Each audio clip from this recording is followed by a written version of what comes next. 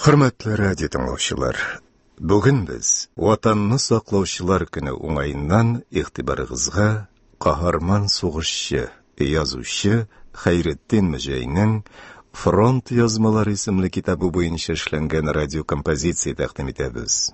1970-yillar boshida hazırlangan bu radio kompozitsiyada artistlar Shavkat Bektemir, Rinat Tajiddin, Irik Bahman ham Nail Dunay qatnaşa.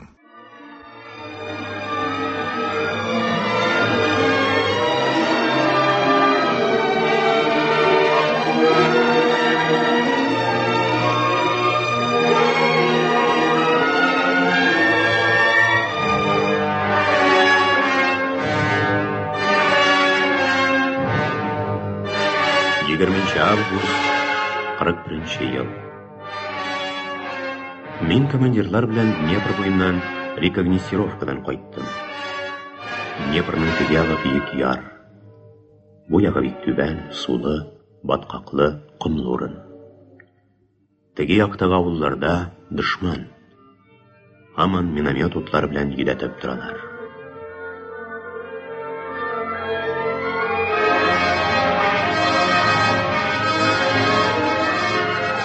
Xayriddin Müjeyning Soğuş yazmaları degan isim algan gündəlik dəftərləri әнә шундый юллар белән башланып китә.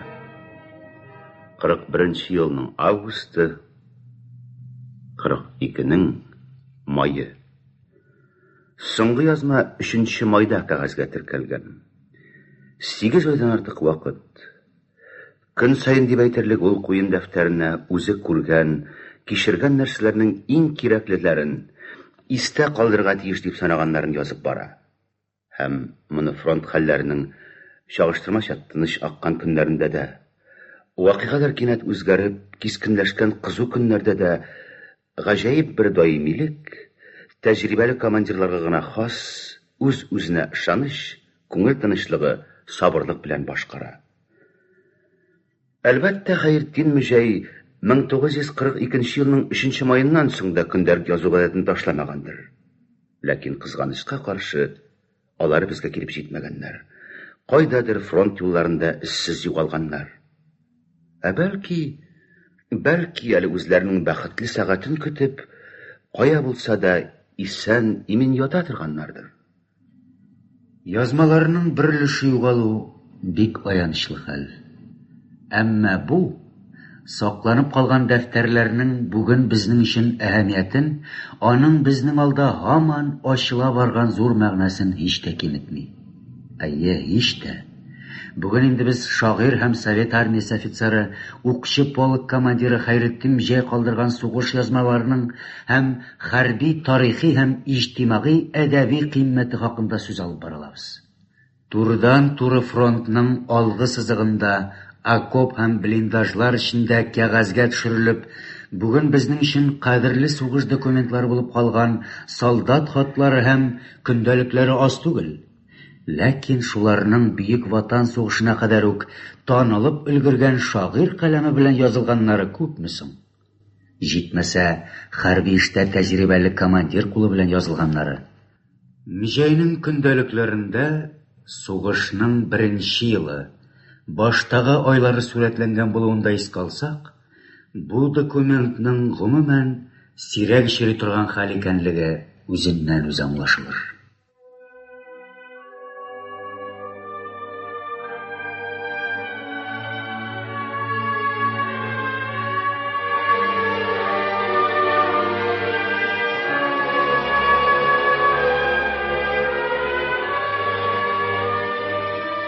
Егерме 8 август. Охотага барабыз. Днепрның теге ягы ифрат бүйек, ифрат матур. Ул урыннардан безнең якка караганда, ялан, авылларны, кыр урманнарны күз кычып бетерә алмый. Тарас Шевченконың «Милая Украинасы» бөтенләй күренә шикелле. Бу яктан караганда да Днепр бөтен киңлеге белән күренә. Аның теге ягында таулар, таулар арасында авыллар, Днепрга килеп тоташкан урманнар сузылган.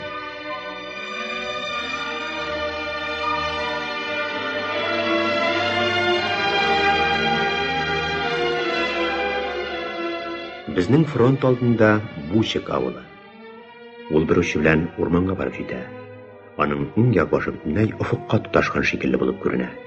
Аңа карагач, Шевченкога нянюсы сөйли торган «Тагын бер көн барсаң, күкне кул белән тотарлык урынга җитәсең» кебек әкият искә төшә.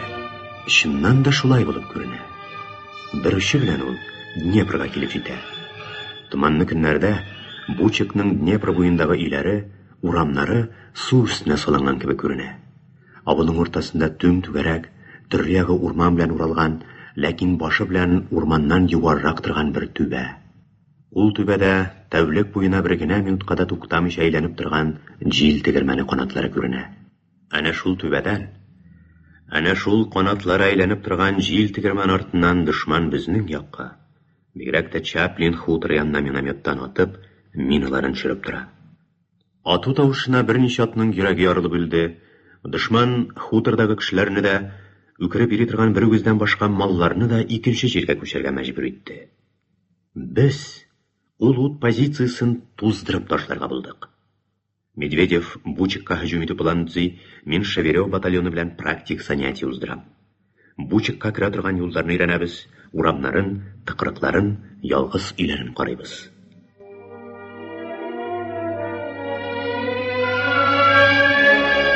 29 август. Төн. Шеверев батальоны яр буенда, киләләр әзер. Дошман минометы безнең өстән уздырып, көндез үк ата башлаган бер буш яланга онытканда бер минут чыгып тора. Менә минуның берсе безнең турыга килеп җитмичә ярыла. Алмаш-тилмәш атудан Днепр бер туктаусыз шаулый. Бу шау безнең шау-шуны каплый. Беренче кемәләр яртан аерылып китәләр, тынып ай яктысындалар, тавыш тынсызына һаман ары китәләр дә күздән югалалар. Тик вакыты белән суга бәрелгән ишкәкләрдән чупылдаган саңгырау авазларына ишетелеп киткәли. Соңгы кимәләрне сатканда 30 августның 2 сәгате иде. Төн. Бучек авылы өстендә ракеталар яна, пулеметлар тырылдый, гранатлар яңгырый. Димәк, кош үрдәкләргә охота башланды. Гарнизон тетелә.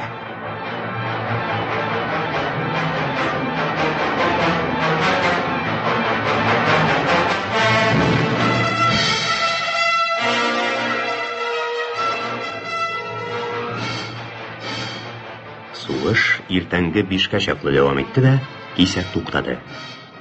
Бу нәрсә таң ату белән безнең кешеләрнең Бучектан чыгып китүләрен аңлата иде. Кимәләр тагын яр буенда, алар тагын суны чупылдатып, бу якка йөзәләр. Һәр әдипнең диярлек иҗат юлында аның иң югаргы ноктасын тәшкил итүче, аның әдәби мирасының кыйммәтен билгеләүче төп әсәре була. Никадәр сәер тойылмасын, Хәйретдин Мөҗәй иҗатының да әнә шундый төп әсәре сугыш язмалары исемле көндәлекләре булса кирәк. Көндәлекләр дидек. Бу язмалар күбрәк тышкы формалар белән генә көндәлекләрне хәтерләтә. Чынлыкта исә һәр дәфтәрдә әлдән-әле язучы каләм белән тудырылган хәрби репортажларны яки кичкенәрәк күләмле художестволы документаль хикәяләрне һәм парчаларны очратасың. Гади көндәлек кысасыннан үсеп чыгып, алар әнә шундый әдәби әсәрләргә әверелеп китәләр. Еш кына автор дәфтәргә теркәлгән аерым вакыйга яки сугыш эпизодлары нигезендә әдәби әсәр, хикәя яки очеркларын яза, шигырь иҗат итә.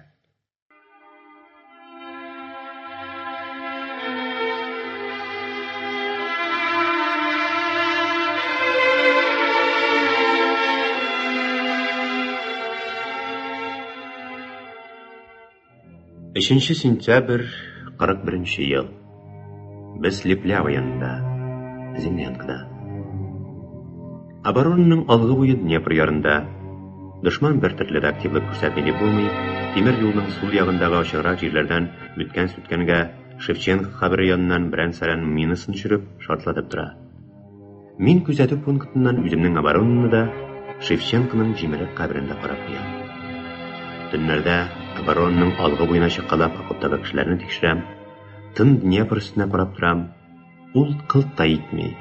Тик сирәк-сирәк кенә уйный торган балыклар су өстен шадраландыралар.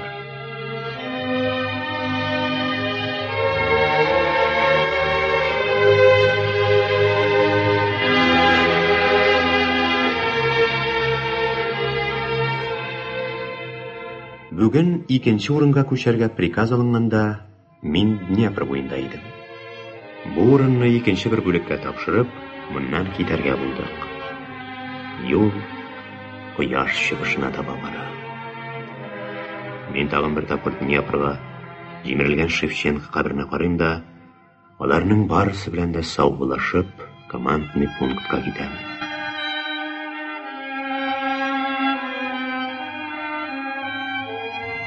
Хуш, Днепр. Хуш, бөек шагыйрьнең кабере. Күпер. Якын киләчәктә без сине күрсәтербез. Кабер. Якын киләчәктә без сине тагын чәчәкләргә күмәрбез.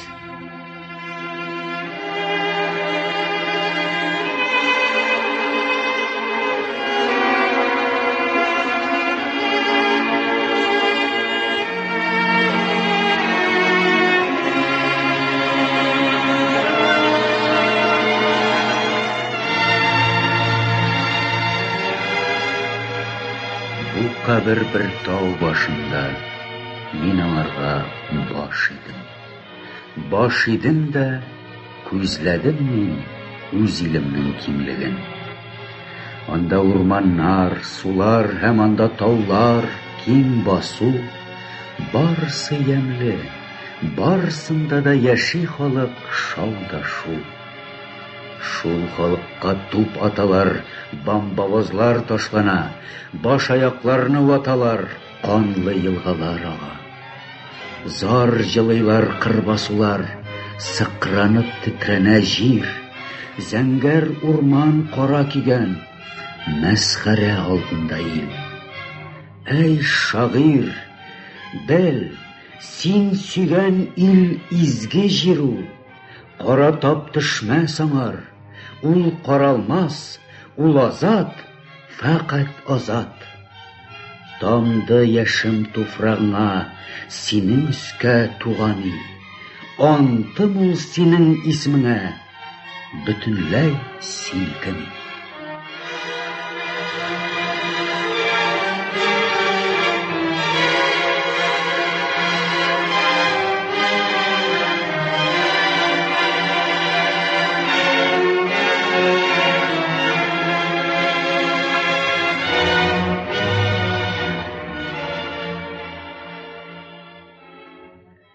Сугыш язмалары барлыгы 4 дәфтәргә тупланган.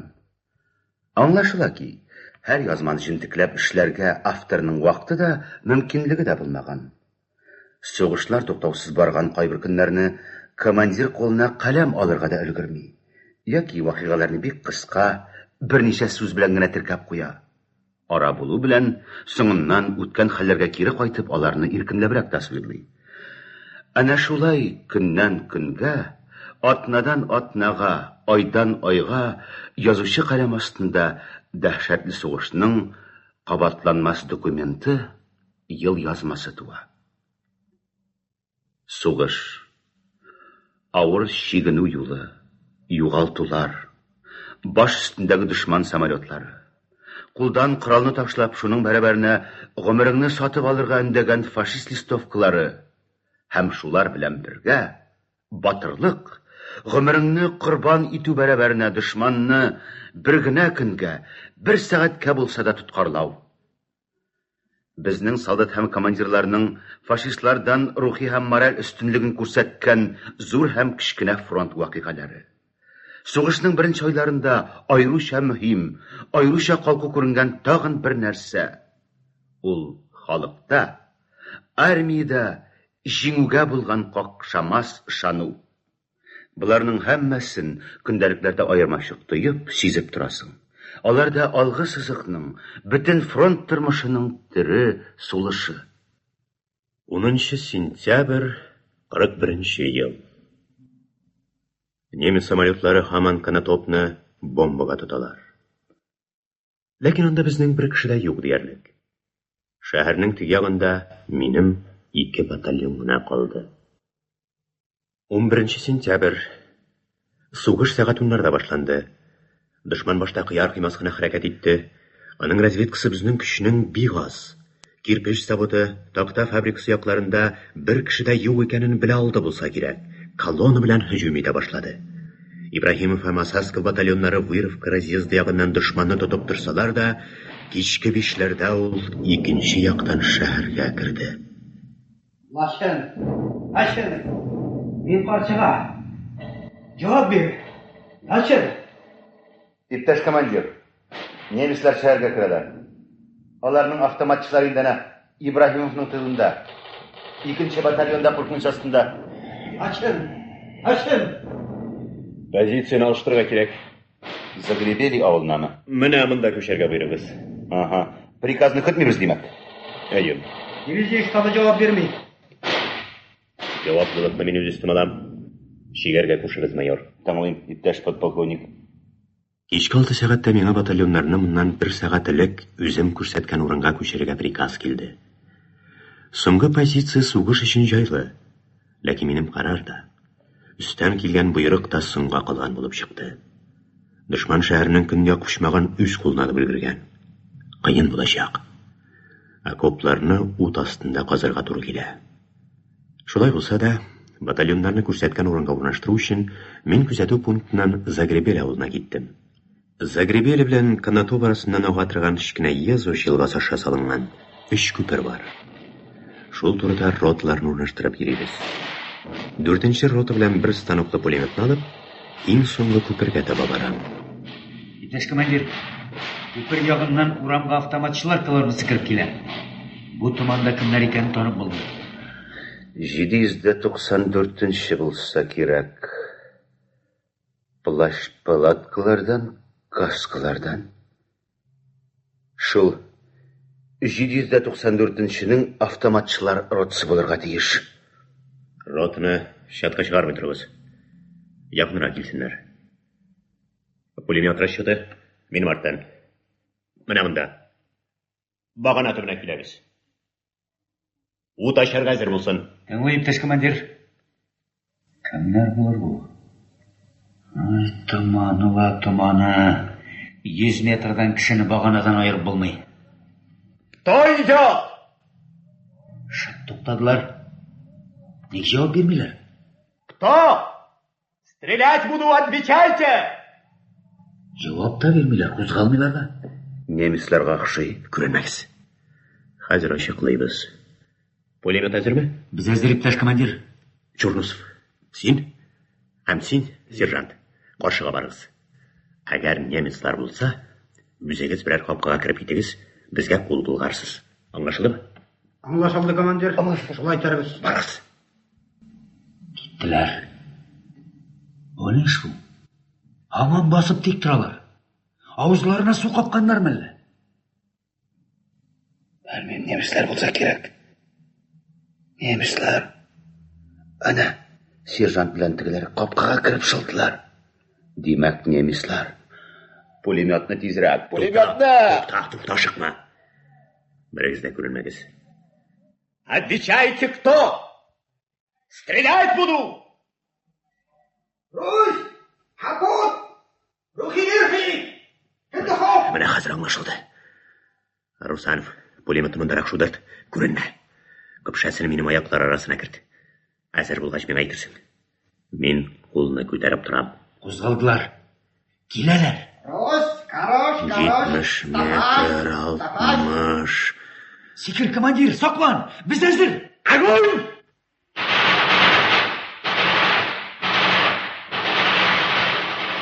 Haydi Rusanım, sivuzlarına sip. Жарлама! Шап! Бик шап! Отставить. Артыга кирәкмәстер, ахры. Берсе дә исән котылмады, командир. Молодец, Русанов!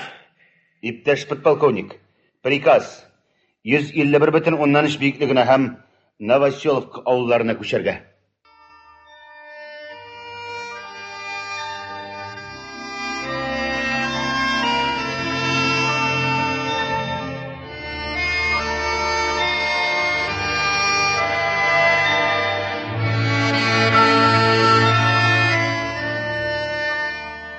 Сугыш язмалары. Алар киләчәктә һич шиксез язучының зур күләмле әсәрләренә нигез булып ятырга тиеш иделәр. Көндәлек битләрендә документаль повесть яки роман эчендә, киносценарий эчендә фактик материал җитәрлек. Исән булса, авторларын тагын да киңәйтер, байытыр һәм халкыбызның батыр уллар үткән сынаулар, зур корбаннар биреп яулап алынган бөек җиңү хакында солдат һәм художник теле белән сөйләп бирер иде. Әдипнең каләм көче, шактый иртә ачыла башлаган таланты да былай уйларга мөмкинлек бирә.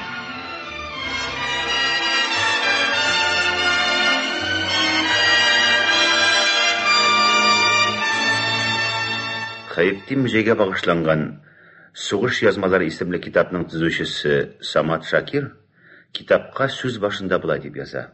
Хәйретдинов Мөҗәһид Хәйретдин улы 1901 елны Башкортстанның Туймаз районы Төрекмән авылында туа. Бик яшьли, мәктәптә укыган елларында ук шигырьләр яза башлый.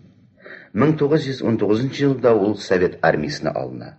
Командирлар хәзерләү курсын үтә. Башта взвод, аннары рот һәм батальон командиры. Урта Азиядә дәүләт чигендә хезмәт итү, басмачылар белән көрәш.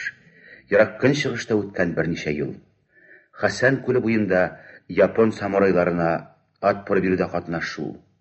Монда инде ул көндәлекләр алып бара һәм матбугат битләрендә әлдән-әле шигырьләр белән чыга.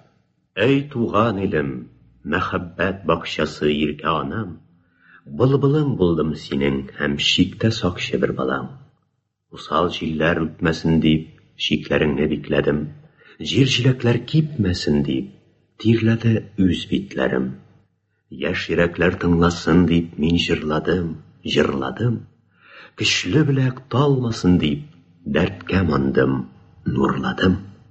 Эй туган илем, мәхәббәт бакчасы иркә анам, былбылың булдым синең һәм шиктә сакчы бер балаң. Хәйретдин Мөҗәй шигырьләре 30 еллар башыннан басыла башлыйлар. 1932 елда Казанда аның «Мылтыклылар» исемле беренче китабы дөнья күрә. Шул китапка кергән «Апам хакы» дигән шигырендә үк яшь шагыйрь үзенең идеалын, тормыш максатын ачык билгели.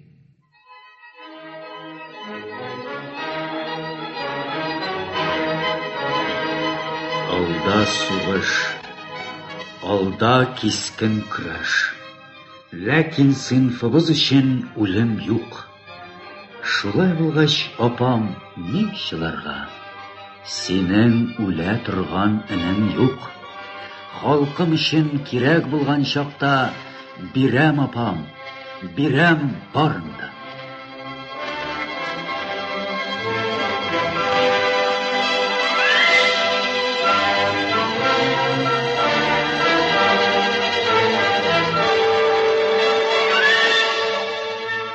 Ватан сугышы. Хәйретдин Мөҗәй бу бөек сынау көннәрен һәр яктан хәзерлек кадровый офицер булып та, әдәби иҗат мәйданына ныклап аяк баскан шагыйрь булып та каршылый. Беренче көннәрдән Мөҗәй алгы сызыкта. Ул полк командиры. Аның җилкәсендә зур җаваплылык. Ул көн-төн аяк өстендә. 17 сентябрь 41 ел. Сугыш иртәнге 7-дә башланды. 7:77 үзенең урынына кичә барып өлгерә алмаган. Бүген шул таудан дошман пулемет уты яудыра. Дупны өстенә көн буе миномет уты яуды. Көндезге 3-тә һәм 18 сәгатьтә бомбардировщиклар килеп чыгып, томырылып бомбага тоттылар. Самолетлар һөҗүмнән файдаланып, дошманның 2000-гә якын пехотасы Дупныны 2 яктан урады. Макарчук безгә сугыша Дупныдан чыгарга Попов бистәсенә кире күчәргә кушты. Төн буена күчтек.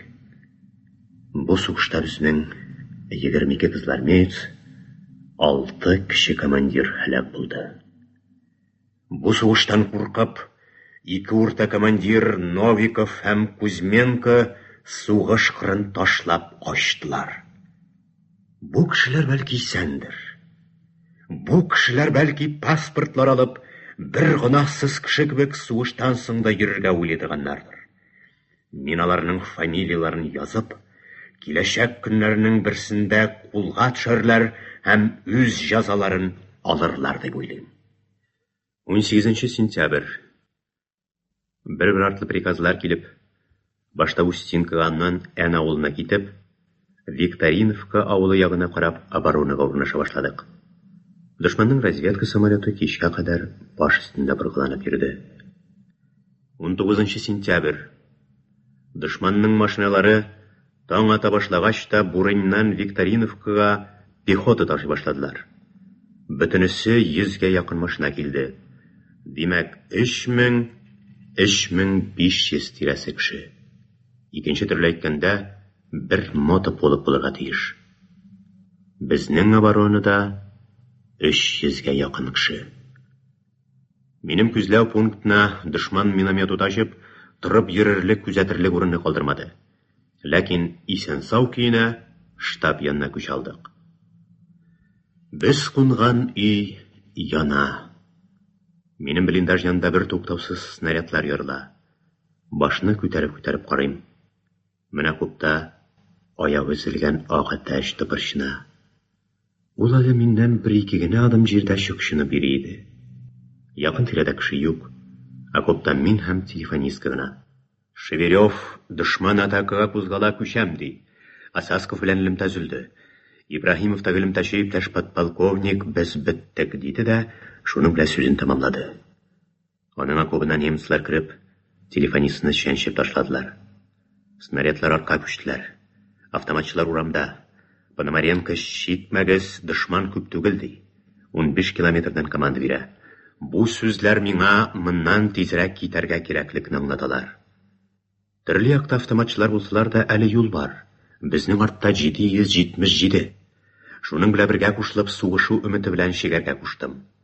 Ләкин 777-нең оборонасында бер кеше дә юк иде инде. 20 сентябрь. Терна авылына килеп туктадык. Кичәге сугыштан соң безнең 49 кеше җитми. Яхшы угал җиткән. Нервларга шактый ук тәэсир иткән. Пулемет утлары, снаряд шартлаулары, гүрелдәп очкан кыйпыклар арасында 6-7 сәгать булу әйтергә генә ансат ул. Мин үземне генә сакламыйм. Мин алгы сызыктагы 300-ләп кешенең тәкъдире өчен җаваплы. Баш ми бер генә секундка да уйламый тормый. Таң ата. Аз гына ятып аласы килә. Ятам.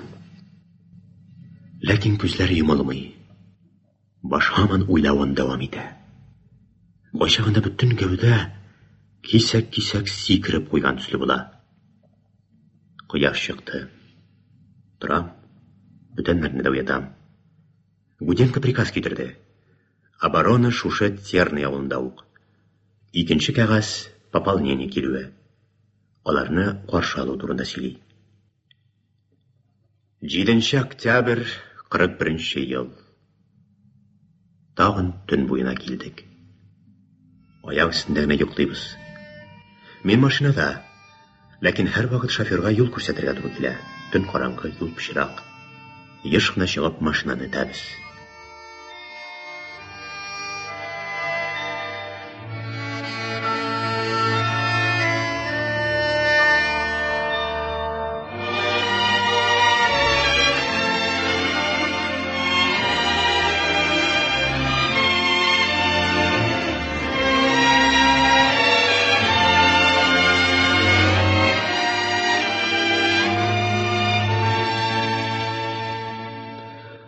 Авыр поход юллары. Дошманның өстен көчләренә каршы оборона тоту. Кистен контратакалар полкның эчке тормышы белән идарә итү. Сугыш язмалары булардан гына тормый. Көннәр, атналар үтеп, көндәлек дәфтәрләрендә калыная барган сайын безнең алда полк тормышы гына түгел, бөтен фронт, ил һәм халык көрәше һәм яшәешенең җанлы күренешләре гәүдәләнә. Командир һәр көн сайын үз солдатларының батырлыгын, фронт үткән тирәләрдәге халыкның фидакарлыгын күрә. Шул батырлыкның, җиңүгә ышанычның тамырлары хакында уйлана. Хәрби фикерләүгә күнеккән акыл белән генә түгел, шагыйрь художник йөрәге белән күп нәрсәне тоя. Кем нәрсә белән көчле? Немецлар ирешкән вакытлы уңышның сәбәбе нәрсәдә? Безнең җиңү ни өчен котылгысыз? 10 январь 42 ел. Немецлар моннан берничә айлык оборона турында уйламыйлар иде әле. Хәзер алар бөтен көчләре белән оборона төзергә тырышалар. Аларның оборонасы үзенә бер төрле. Немецлар оборонаны авылларда, шәһәрләрдә төзергә тырышалар. Россия суыгы, җирнең туңлыгы аларны шул авылларга, шәһәрләргә кертә. Немецларның сугышчан охранение кебек нәрсәләре дә шул авылларда гына. Алар авылдагы өйләрдә хатын-кызлар, бала-чага, карт-коры барлыкка карамыйлар. Кешенең хуҗалыгы белән санашмыйлар. Теләгән баланы суыкка ташлап туңдыруны төкерек кебек кенә күрәләр. Өйләрне бушаталар. Өйдә булган азыкны, аяк үрә ашарлыгын шунда ашап бетерәләр, пешерүне сорагандарын төяп узаталар. Ике җенеснең дә кием салымнары талана, тәрәзәләр, ишекләр, мишләр, стеналар ватыла. Берничә сәгатьтән соң менә дигән өй хәрабә хәленә китерелеп ташлана. Ут ноктасына, пулемет, автомат, пушка ясына әйләнә. Пуля оча торган юлларда, кумачаулап торган өйләргә, эчендә кеше барлыгын, юклыгын тәрәзә аша да карамыйча ут төртелә. Җимеш агачлары да, урманнар да киселеп ташлана. Авыл моңа чаклы уйламаган оборона ясына әйләнә. Немецлар шул яга кереп кунаклыйлар да, кулларына автомат һәм ракета белән ракетница тоттырып, берничә часовой патруль куялар. 50-100 метр чамасы җитеп, кешеләрен берәмләп санау бөтенләй авыр булмаган һәм куркынычсыз нәрсә. Барасың, ут ачасың. Урамдагы часовойлар ракета җибәрәләр. Тирә-як яктыра. Тагын берничә ракета. Часовойлар югала. Урамда бер кеше калмый. Әнә шул вакыттан башлап авылның төрле өйләреннән, төрле якта кораллардан көчле ут ачыла. 4 март 42 ел. Безнең алдагы дошман сан ягыннан да, техника ягыннан да безгә караганда берничә тапкыр көчле булса да, башын күтәреп алга килә алмый. Безнең көчләр кимрәк булганлыктан, без дә дошманны яхшы гына кыса алмыйбыз.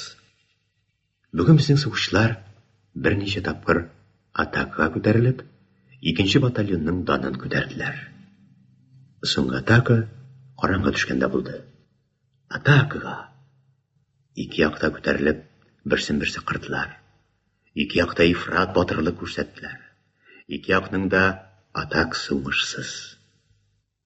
Дошман ишләрәк булса да йомшаклык күрсәтә. Дошман ягында үлүчеләр, яраланучылар бик күп. Безнең халык бирешмей.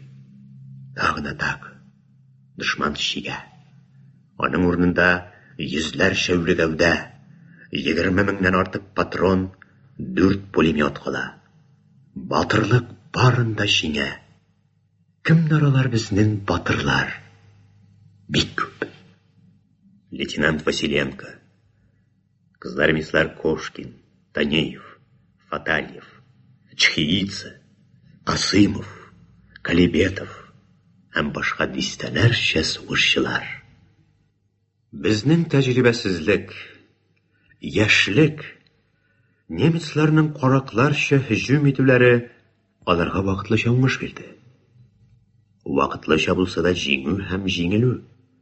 Моның үзенә күрә җиңүче өчен күтәренкелек, җиңелүче өчен төшенкелек тәэсир ясамый калу мөмкин түгел. Немецлар арасында да, безнең арада да җиңү һәм җиңелүнең нигезе йомшаклыгын аңлап җитә алмый торган кешеләр әллә никадәр бар. Аны аңлату өчен сүз генә җитми, кискен үзгәреш ясап, немецларны сөреп ташларга кирәк. Бу нәрсә көчтән дә бигрәк оештыру эшләрен яхшыртуга да бәйләнгән. Безнең югары штабларның яшьлеге, тәҗрибәсезлеге, сүлпәнлеге, уставлар өйрәткән буенча эшли алмаулары оештыру эшләрен аксата. Тик шуның нәтиҗәсендә генә без бу көнгә чаклы кискен уңышларга ирешә алмыйбыз. Шуның аркасында гына без бик күп көчне, техниканы югалтабыз. Һәм югалган нәрсәләрне вакытында тутыра алмыйбыз. Без көчле. Без рух белән, җиңүгә ышаныч белән көчле. Безнең халык куркуны белми. Немецлар көчле. Ләкин алар тәҗрибәләре, фанатиклыгы, техникалары белән көчлеләр. Сугышны оештыра беләләр. Солдатларны талаган, урлаган, хатын-кызларны көчләгән, бала-чаганы үтергән өчен мактыйлар, бүләклиләр. Аларның бөтен көче шунда. Шуның өчен алар көчсез дә, нигезе чирек, менә җимерелеп төшәргә тора һәм җимерелеп килә. Шулай да тәмам җимерелү өчен вакыт кирәк әле. Эшләр әнә шулай торалар.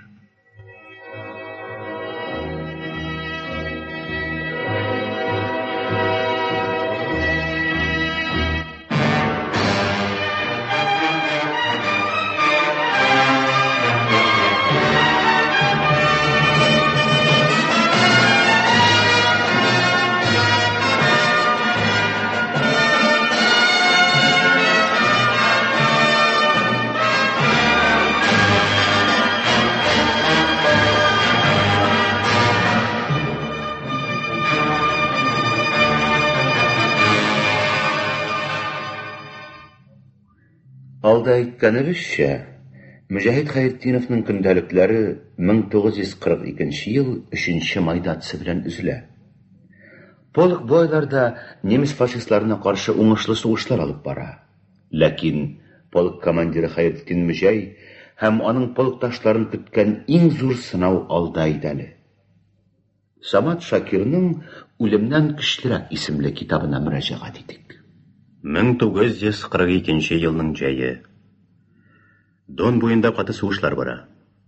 Тын Дон өстенә снарядлар, авыр бомбалар чөп ярыла. Яңгыр кебек пулялар ява. Гитлерчылар яңадан-яңа дивизияләр, авиация һәм танк колонналары белән һөҗүм итәләр. Бу вакытта Харьков юнәлешендә хәрәкәт итүче совет сугышлары оборонага күчәргә мәҗбүр булганнар иде. Соңында немецлар бу юнәлештәге сугышларны чолгап алдылар. Мөҗәһит Хәйретдинов командалык иткән 789-нчы полк сугышлары дошман буҗрасында айдан артык искиткеч батырлыклар күрсәтеп көрәшәләр. Азык-төлек, снарядлар һәм патроннар бик аз кала. Немецлар авиация һәм танклар ярдәмендә төрле яклап һөҗүмгә күчәләр. Дистәләрчә фашист танклары алга окопларга якынлашалар. Алар артында автоматчылар йөгерә. Окопларда, блиндажларда кул сугышлары башлана. Полк командиры сугышның иң кискен моментында авыр контузия алып аңын югалта. Фашистлар яралы совет сугышларын пленга алалар һәм кыйный-кыйный таш сарайларга ябып куялар. Аннан аларны концлагерларга саталар. Лагердан лагерга йөртә торгач, Мөҗәй Мюнхенга килеп эләгә. Полк комиссары Пашагинның хатына караганда, Хәйретдин Мөҗәй 14 июльдә әле дошманга каршы көрәштә катнашкан. 40 үлем аркылы котышкыч авырлыклар күреп, бер төркем сугышчы белән немецларның буҗрасын кисеп, комиссар үзебезнекеләр ягына чыга. Полк командиры Хәйретдинов икенче төркем белән китә, һәм алар буҗраны кисеп чыга алмыйлар. Дошман танкистлар белән бәрелештә һәлак булалар, яки яралы килеш әсирлеккә эләгәләр. Бик ватан сугышы беткәнче үк Мөҗәһит Хәйретдиновның 1942 елның июлендә хәбәрсез югалуы турында аның тормыш иптәше Мәрьям ханымга хатлар килә. Эзләнүләр башлана, ләкин бер генә хат та шатлык хәбәр китерми. Совет армиясының баш идарәсеннән ирегез полковник Мөҗәһит Хәйретдинов 1942 елны хәбәрсез югалды дип белдерәләр. Ни өчен полковник дип язганнар? Әйе, 1942 елның җәендә Мөҗәһит Хәйретдиновка полковник исеме бирелгән. Кызганычка каршы, үзе бу хакта берни дә белмичә һәлак була. Мөҗәһит Хәйретдинов хәбәрсез югалмады. Бу легендар кешенең язмышы 19 елдан соң гына ачыкланды. күп кенә документларны тикшерү, Мюнхен һәм Дахау лагерларындагы элекке хәрби әсирләр, политик тоткыннар белән сөйләшү, хатлар алышу, эзләнүләр нәтиҗәсендә патриот шагыйрь һәм батыр командир Мөҗаһид Хәйретдиновның әсирлектә дә немец фашистларына каршы зур көрәш алып баруы билгеле булды. Патриот шагыйрьнең соңгы көннәре тулырак, калкурак һәм ачыграк күренә барды. Ләкин монысы инде айрым тикшерүгә, айрым сөйләүгә лаек сәхифә. Шагыйрь һәм солдат Мөҗаһид Хәйретдинов актык сулышына кадәр үзенең шигъри янтына тугырлыклы булып калды. Герой шагыйрь Муса Җәлил, Фатих Кәрим, Абдулла Алиш һәм башкалар белән бер рәттән аның исеме дә илгә кайтып безнең йөрәкләрдә үлемсезлек яулады. Аның батырлыгы да, шигъри мирасы да замандашларыбызның күңел хәзинәсендә. Үләрмен дә, каберем әлек үлән үсәр. Соңыннан йөзәр пытлы йортлар басарлар. Шулай итеп, эзем югалыр. Җыр югалмас. Мәңге җыр калыр.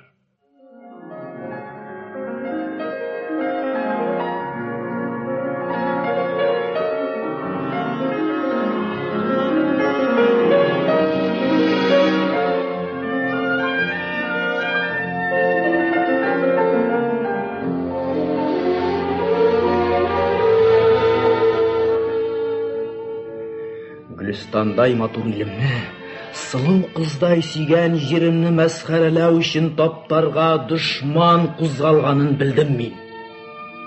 Йөрәктә ант янды ут кебек, ачу ташты ташкын су кебек.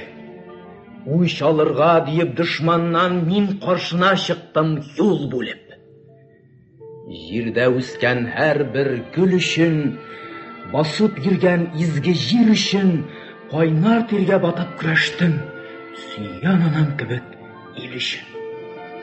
Кызганмадым кайнар канымны, кызганмадым йөрәк җанымны. Дошман җиңдем дигән чакта да мин үзем гел өскә атладым. Минем антым, аның һәр сүзе йөрәктә ут кебек тордылар. Һәр бер эше, һәр адымым өчен секунда мер кебек булдылар.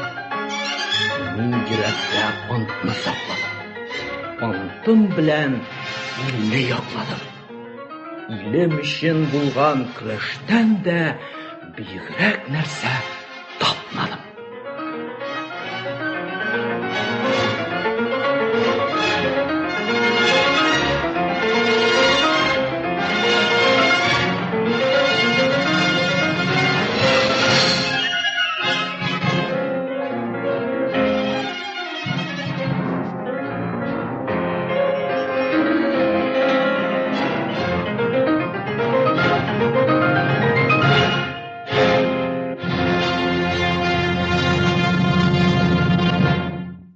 Сез каһарман сугышчы, язучы Хәйретдин Мәҗәйнең Фронт язмалары исемле китабы буенча эшләнгән радиокомпозиция тыңладыгыз.